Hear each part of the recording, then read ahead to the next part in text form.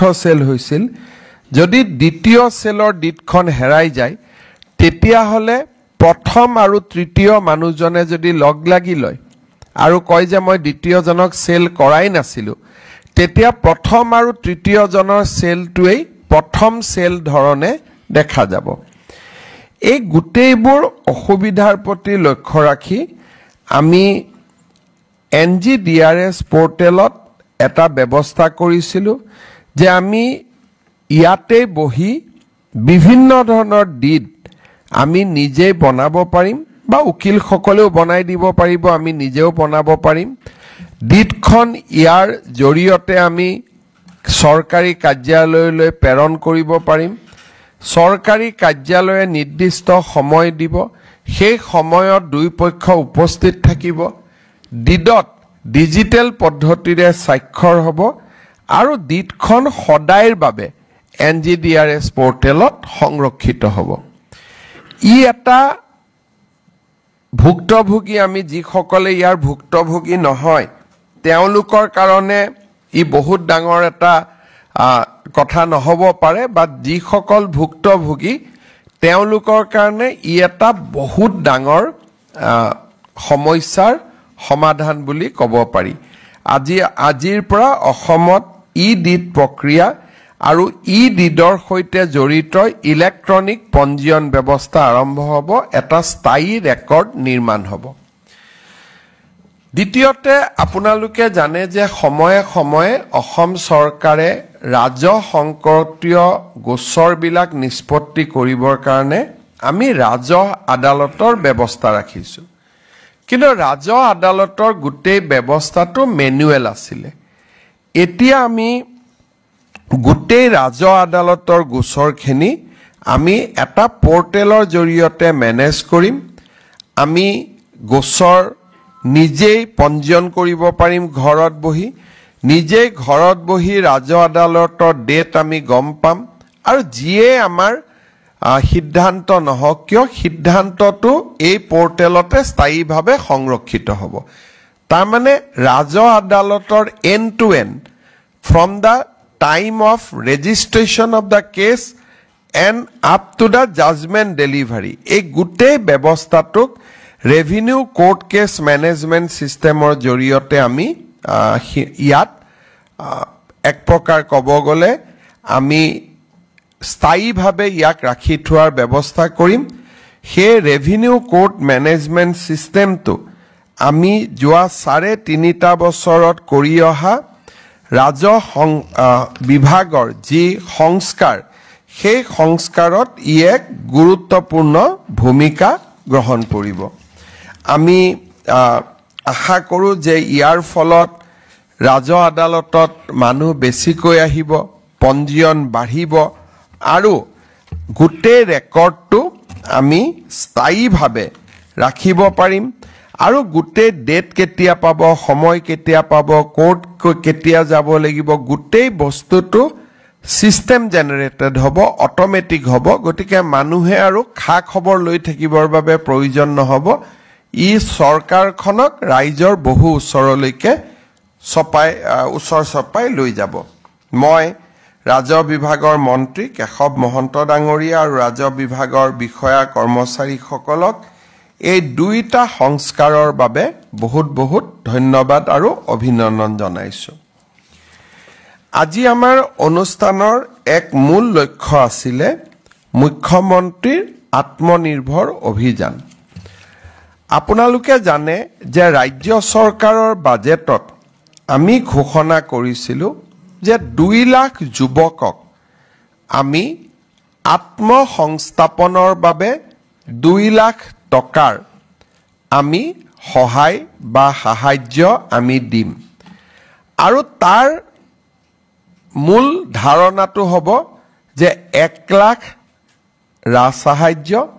আৰু 1 লাখ টকাৰ ঋণ কিন্তু ঋণো খুব 5 বছৰত সৰু সৰু ইনষ্টলমেন্টত উইদাউট ইন্টাৰেষ্ট আমাক উভতাই দিব তাৰ মানে এটা মাহত খুব বেছি ক'ব গ'লে 4,000 টকা ইনষ্টলমেন্ট হ'ব আৰু তাত কোনো সুদ নাথাকিব 2 লাখ টকালৈকে যোৱাৰ 2 লাখ যুৱকলৈকে যোৱাৰ আগতে আমি প্ৰাৰম্ভিকভাৱে 25,000 যুৱকক এই সাহায্য আগবঢ়াইছিলো তেওঁলোকক প্ৰথমতে আমি যোৱা বছৰ 1 লাখ টকা আগবঢ়াইছিলো আৰু এই বছৰ আমি তেওঁলোকক 1 লাখ টকাৰ দ্বিতীয় কিস্তি প্ৰদান কৰিম সেপ্টেম্বৰ অক্টোবৰ মাহত কিন্তু তাৰ আগতে এই গোটেই ব্যৱস্থাটো যাতে যুৱক যুৱতী সকলে বিশেষকৈ একাংশ যুৱক যুৱতীয়ে যাতে মোবাইল আদি কিনাত খৰচ নকৰে আৰু তেওঁলোকক যাতে আমি সঁচাকৈ মেন্টৰিং কৰিব পাৰো ভাল কাম কৰাৰ কাৰণে সেই কাৰণে আমি গোটেই ৰাজ্যতে সিএম ফেলো আমি নিযুক্তি কৰিছিলো আৰু সিএম ফেলো সকলে এই ৰাজ সাহায্য পোৱা বা আত্মনিৰ্ভৰ অসমত লোন আৰু ৰাজ সাহায্য পোৱা যুৱক সকলৰ লগত কথা বতৰা পাতি থাকে ফলো আপ কৰে এই ব্যৱস্থাৰ কাৰণে এইবাৰ আমি ৰাজ্যখনত বহুতো সিএম ট্ৰিপল এ পোৱা যুৱক যুৱতীয়ে সিৰিয়াসলি কাম কাজ কৰা দেখা পাইছো ইনফেক্ট মই আজিও এখন সভাত এজন যুৱকক লগ পাই আহিছিল তেওঁ মোক কৈছিলে যে সিএম ট্ৰিপল এৰ দ্বিতীয় ইনষ্টলমেন্টটো কেতিয়া দিব মই কলো বাবা তুমি তেতিয়া পাবা যেতিয়া এই 1 লাখ টকাৰ ভাল ব্যৱহাৰ হয় বলে মোক তেওঁ কলে যে দাদা 1 লাখ টকা মই নিজৰ পৰা আৰু আপোনাৰ পৰা পোৱা 1 লাখ 2 লাখ টকা মই ইতিমধ্যে লগাই কাম আৰম্ভ কৰিছো আৰু মোৰ ব্যৱসায় ভালো হৈছে গতিকে ই এটা খুব ভাল এখন আঁচনিত পৰিণত হৈছে আৰু এতিয়া আমি বেংকসমূহৰ লগতো কথা পাতিছো যে এই 2 লাখ টকা সিট ক্যাপিটেল পোৱা যুৱক যুৱতী সকলক আমি কেনেকৈ তেওঁলোকক আগুৱাই লৈ গৈ প্ৰধানমন্ত্ৰী মুদ্ৰা আঁচনিৰ সৈতে জড়িত কৰিব পাৰো সেই প্ৰক্ৰিয়াটো চলি থাকুতে আমি যেহেতু আমাৰ 2 লাখ লক্ষ্য 25,000ক আমি দিলু আমি আৰু 75,000 যুৱক যুৱতীক ঋণ দিয়াৰ বাবে ৰাজ সাহায্য দিবৰ বাবে আমি নতুন পঞ্জীয়ন আমি মুকলি কৰি দিছিলো ইয়াৰ নিয়মটো হল যে প্ৰথমে তেওঁলোকে পঞ্জীয়ন কৰে ৰেজিষ্ট্ৰেচন কৰে 75,000 ঋণৰ বা লোনৰ বা ৰাজ সাহায্যৰ বিপৰীতে প্ৰায় 1.5 লাখ যুৱক যুৱতীয়ে এইবাৰ নিজৰ নাম পঞ্জীয়ন কৰিছে একজেক্ট যদি সংখ্যাটো আমি ক'ব যাও 1,62,000 যুৱকে এই আঁচনিখনত পঞ্জীয়ন কৰিছে আৰু এই পঞ্জীয়ন আমি 2024 চনৰ 18 অক্টোবৰৰ পৰা 18 নৱেম্বৰলৈকে লৈছিলো এতিয়া কথাটো হল যে এই 1,62,000 আবেদনকাৰীয়ে প্ৰথম পঞ্জীয়ন কৰিলে পঞ্জীয়নৰ পিছত কি কাম কৰিব তেওঁলোকৰ প্ৰজেক্ট কি এই গোটেই কথা জনাই তেওঁলোকে ৰেজিষ্ট্ৰেচন কৰিব লাগে আজি আমি এই ৰেজিষ্ট্ৰেচন পোৰ্টেলটো মুকলি কৰি দিছো আৰু ই এমাহৰ বাবে খোলা থাকিব এই এমাহৰ ভিতৰত 1,62,000 যুৱক যুৱতী যোনে পঞ্জীয়ন কৰিছিল তেওঁলোকে আবেদন কৰিব লাগিব আবেদনত অলপ ডিটেইলছ লাগিব আৰু আবেদন কৰাৰ পিছতে আমি তেওঁলোকৰ ইন্টাৰভিউ আৰম্ভ কৰিব পাৰিম 1,62,000ৰ ভিতৰত 75,000 যুৱক যুৱতীক আমি নিৰ্বাচিত কৰিম তাৰ মানে 2:1 দুজনৰ বিপৰীতে এজনে ঋণ পাব আজি আমি পোৰ্টেলটো মুকলি কৰি দিলু সকলোৱে ইতিমধ্যে পঞ্জীয়ন কৰিছে তেওঁলোকলৈকে আজি আমাৰ ইলেক্ট্ৰনিক্যালি মেছেজও আমি তেওঁলোকক পঠাই দিম গুটে 1,62,000 জনক যে পঞ্জীয়নৰ পোৰ্টেল মুকলি কৰা হল পঞ্জীয়ন হল এতিয়া এপ্লিকেশনৰ পোৰ্টেল মুকলি কৰা হল তেওঁলোকে মোবাইলত মেছেজও পাব সংবাদ মাধ্যমৰ জৰিয়তেও গম পাব আৰু উদ্যোগ বিভাগে বিজ্ঞাপন আদিও দিব যাতে 1,62,000 যুৱকক আমি পঞ্জীয়নলৈকে আনিব পাৰো 25,000 75,000 এই দুইটা আঁচনি যদি আমি সফল কৰিব পাৰো আৰু টকা পইচাৰ যদি অপব্যয় হোৱাৰ বাতৰি নাহে তেতিয়ালে ভৱিষ্যতে আৰু 1 লাখ যুৱক যুৱতীৰ কাৰণে আমি ৰাস্তা খুলি থৈছো গতিকে এই আঁচনিখন সফল হোৱাটো অতিকে প্ৰয়োজনীয় মই এতিয়া আপোনালোকক আজি প্ৰধানমন্ত্ৰী নৰেন্দ্ৰ মোদী ডাঙৰীয়া আৰু বিত্তমন্ত্ৰী নিৰ্মলা সীতাৰমণ ডাঙৰীয়ানিয়ে যি বাজেট লোকসভাত প্ৰস্তাৱ কৰিলে সেই বাজেটখনৰ ওপৰত মই কেইটামান কথা আপোনালোকক ক'ব খুজিছো বাজেটত দেশৰ বাবে এইবাৰ 10.1% গ্ৰোথ জিডিপি গ্ৰোথ ধাৰ্য কৰা হৈছে against the GDP growth of 9.7% in the revised estimate of 2024-25 অৰ্থাৎ দেশখনৰ অৰ্থনীতি 10% আধাৰত বৃদ্ধি হ'ব ফিস্কেল ডেফিসিট 4.8 ৰ পৰা 4.4% লৈকে কমিব আৰু ক্যাপিটাল এক্সপেন্ডিচাৰ 10 লাখ কোটিৰ পৰা 11 লাখ কোটি টকা লৈকে বৃদ্ধি কৰা হ'ব আৰু মাৰ্কেট বৰোইং যাক নেকি আমি ঋণ বুলি কওঁ কেন্দ্ৰীয় চৰকাৰে এইবাৰ 11 লাখ কোটি টকা ঋণ ল'ব বিভিন্ন ডেভেলপমেন্টৰ কামসমূহ আগবঢ়াই লৈ যাবলৈ ৰাজ্য চৰকাৰসমূহক এইবাৰ আগবঢ়োৱা যি পুঁজি অসমে 2024-25ত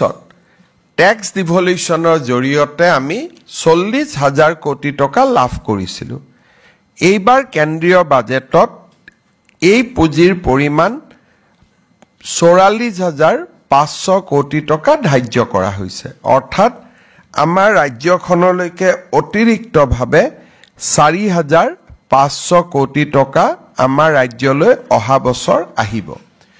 ইয়াৰ উপৰিও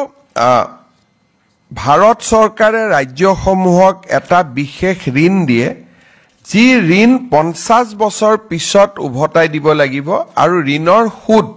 কেন্দ্ৰীয় চৰকাৰে দিব অৰ্থাৎ আজি যদি আমি 5,000 টকা লওঁ 5,000 কোটি টকা আমি যদি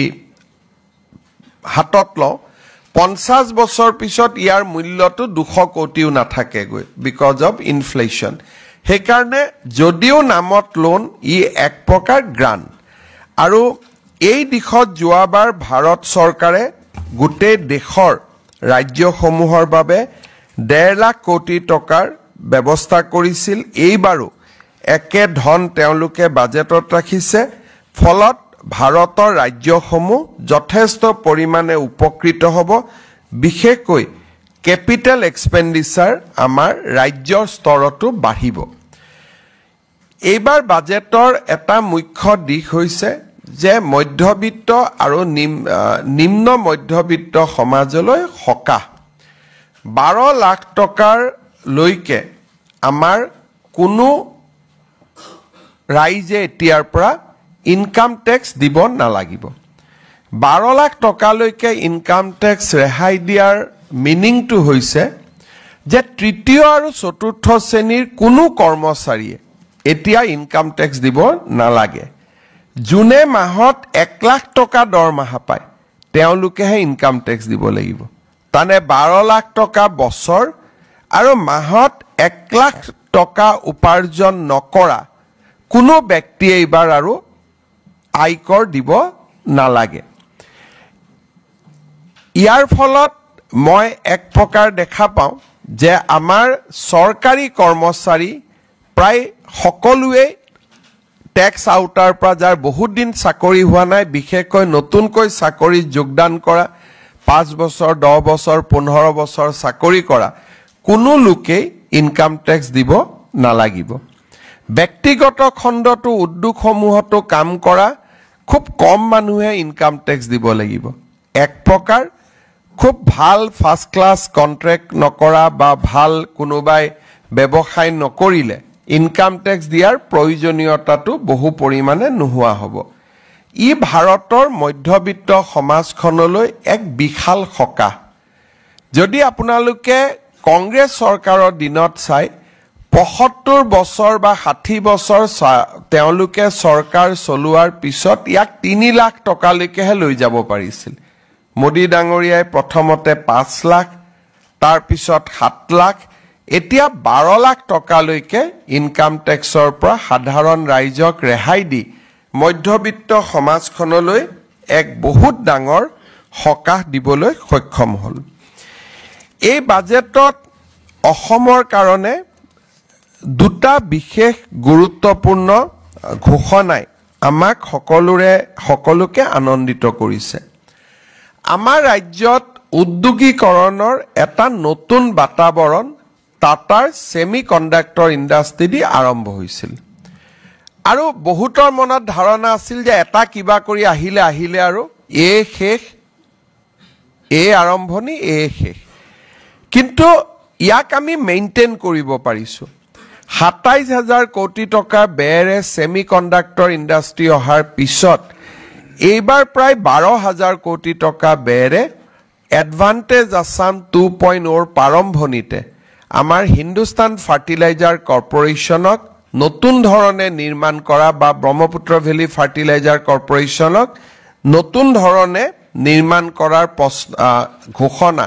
আজি আনুষ্ঠানিকভাৱে কৰা হ'ল আগৰ যি BVCL আছিল বা পুৰণা যি সাৰ কাৰখানা আছিল হি সম্পূৰ্ণ তাৰ পৰা সম্পূৰ্ণভাৱে পৃথক এটা নতুন সাৰ কাৰখানা নামৰূপত গঢ়ি তোলা হ'ব আগত BVCL যি আছিল তাৰ ইউৰিয়াৰ প্ৰডাকশন কেপাসিটি আছিল খুব টানি মানি 2 লাখ মেট্ৰিক টন এইবাৰ আমি প্ৰস্তাৱ কৰিছো 12.75 লাখ মেট্ৰিক টন তাৰমানে 13 লাখ মেট্ৰিক টন আমি ইউৰিয়া আৰু আদাৰ ৰিলেভেন্ট ফাৰ্টিলাইজাৰ আমি তাত নিৰ্মাণ কৰিব পাৰিম আৰু ইয়াৰ যেটো নতুন ব্যৱস্থা হ'ব সেই ব্যৱস্থাত ৰাজ্য চৰকাৰৰো 40% অংশীদাৰিত্ব থাকিব আৰু ইয়াৰ নাম কি হ'ব নতুন নাম হ'ব পুৰণা নাম থাকিব আলোচনা হ'ব কিন্তু সম্পূৰ্ণ এটা পৃথক এটা নতুন সাৰ কাৰখানা হ'ব আৰু বৰ্তমানৰ ব্ৰহ্মপুত্ৰ ভেলী যেটো সাৰ কাৰখানা আছে তেওঁলোকৰ 11% হে ইয়াত কন্ট্ৰিবিউশন থাকিব অৰ্থাৎ বহুতে আগত কয় যে চতুৰ্থ ইউনিট হ'ব নেকি থাৰ্ড ইউনিট হ'ব নেকি ইয়াত কোনো থাৰ্ড ফোৰ্থ ইউনিট নহয় it will be a brand new greenfield urea plant completely এটা নতুন সাৰ কাৰখানা নতুন টেকনলজি দি নতুন ইকুইপমেন্টেৰে ইয়াক নিৰ্মাণ কৰা হ'ব আৰু আমি ভাবো যে এডভান্টেজ অসমৰ সময়ত আৰু এটা সঠিক ৰূপ আমাৰ সন্মুখত আহিব কেন্দ্ৰীয় মন্ত্ৰী নিৰ্মলা সীতাৰমণ ডাঙৰীয়ানী সাৰ আৰু ৰাসায়ন বিভাগৰ মন্ত্ৰী JP নাড্ডা আৰু ভাৰতৰ প্ৰধানমন্ত্ৰী নৰেন্দ্ৰ মোদী ডাঙৰীয়াক মই বিশেষভাৱে ধন্যবাদ জনাইছো আজিৰ কেন্দ্ৰীয় বাজেটত অসমৰ বানপানীৰ সমস্যাৰ সমাধানৰ ক্ষেত্ৰত নিৰন্তৰ সহযোগিতাৰ কথা আকৌ এবাৰ কেন্দ্ৰীয় বিত্তমন্ত্ৰী ডাঙৰীয়ানীয়ে উল্লেখ কৰিছে মই তেখেতক ইয়াৰ বাবে ধন্যবাদ জনাইছো ইয়াৰ উপৰিও বহুবোৰ ঘোষণা আছে যেনে 50 টুৰিষ্ট ডেষ্টিনেশ্যন আৰবান টাউন প্লেনিংৰ ওপৰত যি চ্যালেঞ্জ পদ্ধতিৰে তেওঁলোকে পুঁজি যোগানৰ কথা কৈছে এই গোটেইবোৰত ইতিমধ্যে অসম বহুখিনি আগবাঢ়ি আছে আৰু আজিৰ বাজেটত কেন্দ্ৰীয় চৰকাৰে আগবঢ়োৱা state support for state for infrastructure বহু দিনৰ পৰা জল জীৱন মিছনৰ ঠিকাদাৰ সকলে টকা পোৱা নাই যি কথা আছিলে জল জীৱন মিছনক আনুষ্ঠানিকভাৱে 2028 লৈ সম্প্ৰসাৰণ কৰা সিদ্ধান্ত পাৱাৰ সেক্টৰ ৰিফৰ্মছত আমাক এডিশনাল বৰোইং দিয়াৰ সিদ্ধান্ত 0.5% ৰাজ্য চৰকাৰে আৰু বেছি ঋণ ল'ব পাৰিব যাৰ পৰা আমাৰ ফিস্কেল স্পেস বাঢ়িব আৰবান চ্যালেঞ্জ ফান্ড যাৰ জৰিয়তে আমি জাগিৰোড আৰু পলাশবাৰীক দুখন স্যাটেলাইট টাউনশিপ নিৰ্মাণৰ কথা কৈছো তাৰ বিষয় আজি উল্লেখ কৰা হৈছে উডান ৰিজনাল কানেক্টিভিটিৰ কথা উল্লেখ কৰা হৈছে national geospatial mission Gyan Bharatam mission Bharat trade net warehousing facility for air cargo National Framework for Global Capacity Center, এই গোটেইবিলাকৰ জৰিয়তে আমি বহুখিনি আগবাঢ়ি যাব পাৰিম আৰু প্ৰত্যেকটো আঁচনিৰ সুফল আমি অসমলৈ লৈ আহিব পাৰিম। मैं आज जो भारत की सम्मानीय वित्त मंत्री निर्मला सीतारमण जी ने जो बजट पेश किया है, वो बजट का सारे जो प्रस्ताव है, सारे प्रस्ताव को मैं स्वागत करता हूं। खास करके 12 लाख रुपया तक जिसका सालाना इनकम होते हैं, सारे लोगों को इनकम टैक्स का स्लैब से बाहर करके मध्यम वर्ग और निम्न मध्यम वर्ग को काफी बड़ा रिलीफ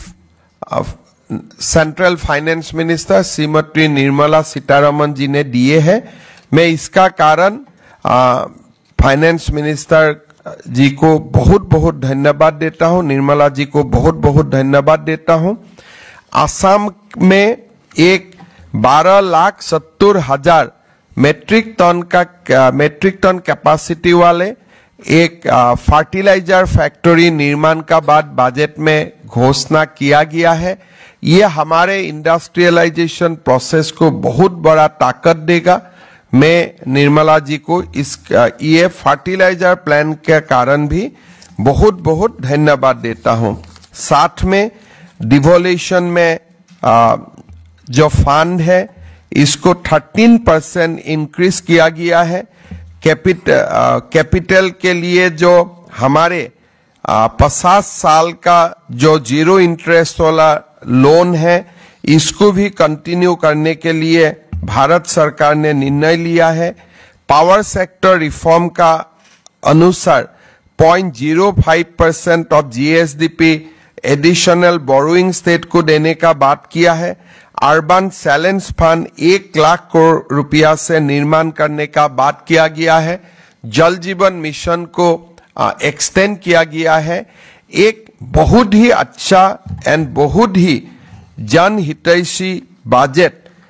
वित्त मंत्री जी ने प्रस्तुत किया है। मैं वित्त मंत्री जी को धन्यवाद देता हूं, प्रधानमंत्री नरेंद्र मोदी जी को धन्यवाद देता हूं कि असम का इंडस्ट्रियलाइजेशन के लिए प्रधानमंत्री जी ने जो बहुत बड़ा कदम उठाया, पहले सेमीकंडक्टर का बाद urea plant,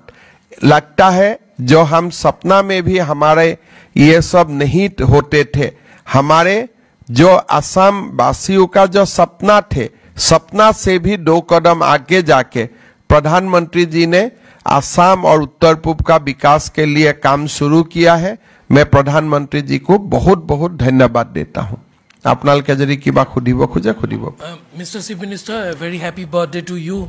My question is related to the budget itself. Today, it has been seen that it is a very development-oriented budget for the Northeast as a whole, and you have brought in some key reforms as far as policy measures are concerned yesterday. So, do you think that this budget and the policy reforms that you have proposed yesterday will give a further boost to the proposed Advantage Assam? You see, we are working hand to hand along with the central government. So I am sure that before Advantage Assam 2.0, there will be a series of announcements from the central government. So today's announcement is has come in a very right moment. However, based on my discussion with my central leadership, I am sure there will be many more announcements, at least 5 or 6. There will be important announcement in run-up to the Advantage Assam conclave.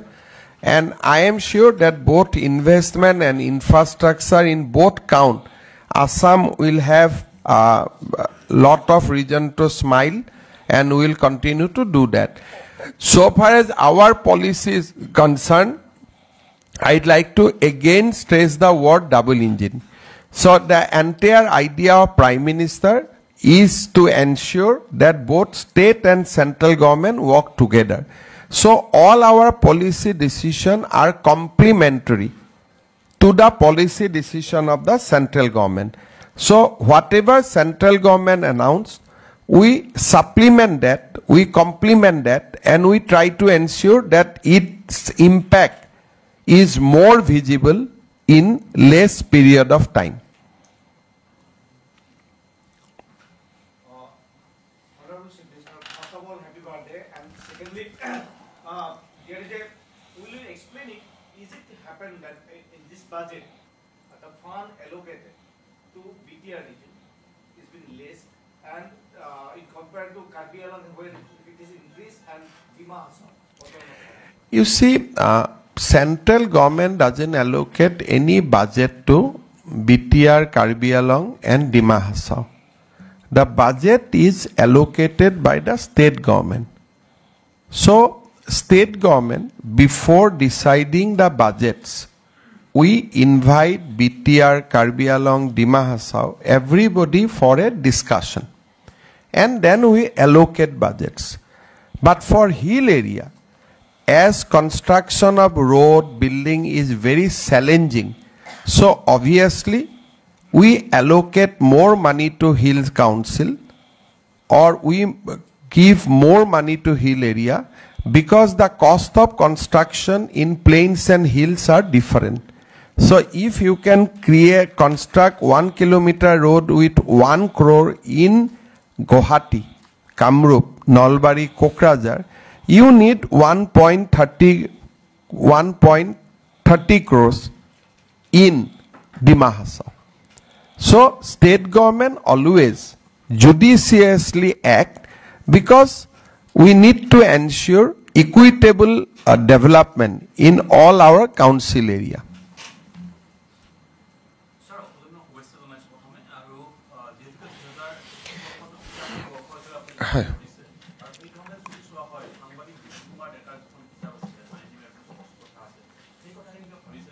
মই একো ভাবা নাই, বিশেষকৈ যি কিতাপ বাতৰিয়ে অসমখনক আগুৱাই লৈ না যায় বা পিছুৱাই লৈ না যায়, তেনেকুৱা কথা বতৰা চৰকাৰৰ পৰ্যায়ত আলোচনা কৰা নহয়। চৰকাৰে তাকে আলোচনা কৰে যে কিতাপ কিনাৰ কাৰণে আমি কেনেকুৱা পৰিবেশ কৰিব পাৰো, গ্ৰন্থমেলা কৰিব পাৰো।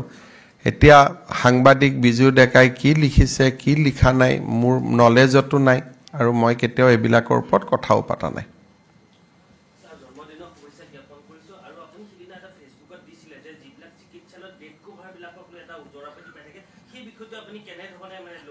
চক আমি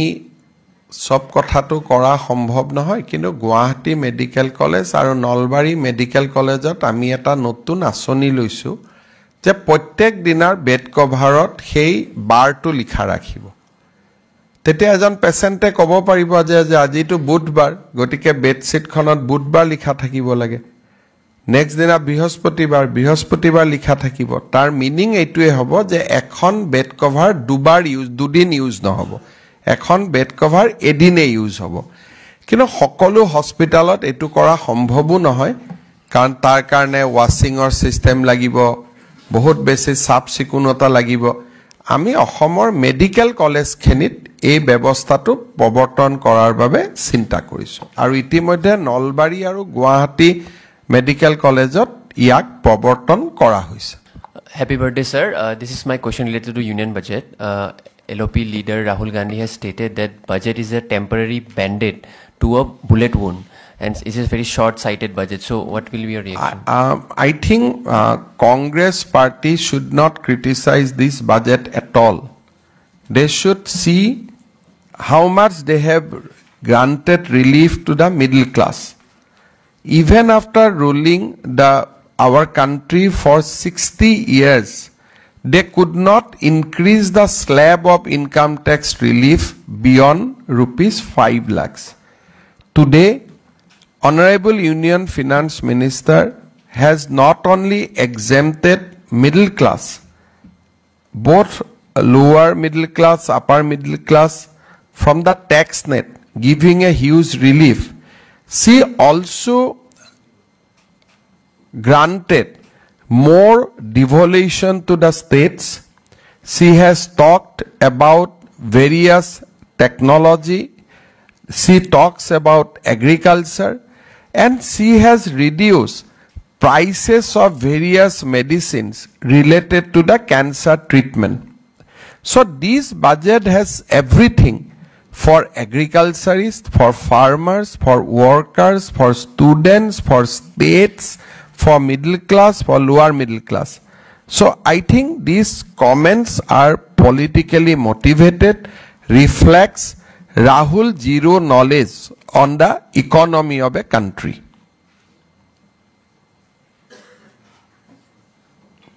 ঠিক আছে হ'ব সকলোকে ধন্যবাদ জনালো আৰু সাংবাদিক মেল আমি ইমানতে সামৰণি মাৰিছো আৰু এখন লাষ্ট